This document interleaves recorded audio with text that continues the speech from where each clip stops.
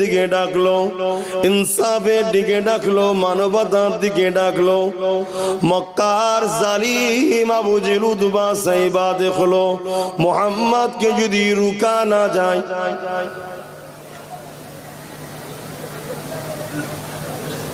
এইটুকু বাচ্চার হাতে ফোন,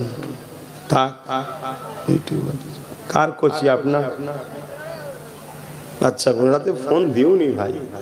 এক তো ফোনের রেডিয়েশনে মানুষের লাইফ শেষ হয়ে যাচ্ছে। আল্লাহ নবী যা বলে সত্য বলে। আবু জেহেল তখন শাসক ক্ষমতায় ছিল, উতবা সাইবা আবু লাহাব এরা সবাই তখন হুকুমাতে ছিল, ক্ষমতায় ছিল।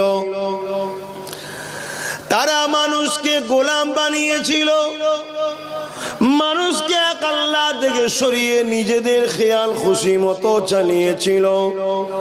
তারা নারীদেরকে ভোগের পাত্রী বানিয়ে দিয়েছিল, তাদের উপরে জুলুম অত্যাচার এমন করত, কন্যা সন্তান হলে জীবিত দাফন করে দিত।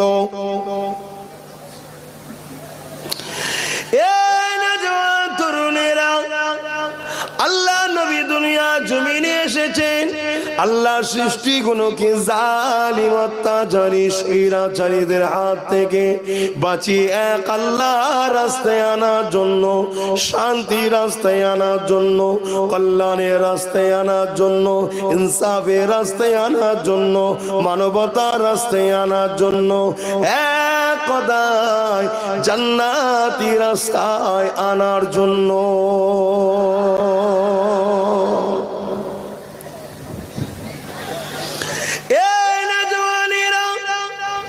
আল্লাহ নবী যখন নাই কথা বলে, আল্লাহ নবী যখন হক কথা বলে, আল্লাহ নবীর দিকে দলে দলে গরিব অসহায় মানুষগুলো যেতে লেগেছে, মুসলিম মানুষগুলো যেতে লেগেছে, এতিম গুলো যেতে লেগেছে, গরিব গুলো যেতে লেগেছে, বঞ্চিত গুলো যেতে লেগেছে, অত্যাচারী গুলো যেতে লেগেছে। এমন করে আমার নবী পাকের দিকে তারা আগে আগে যেতে লেগেছে।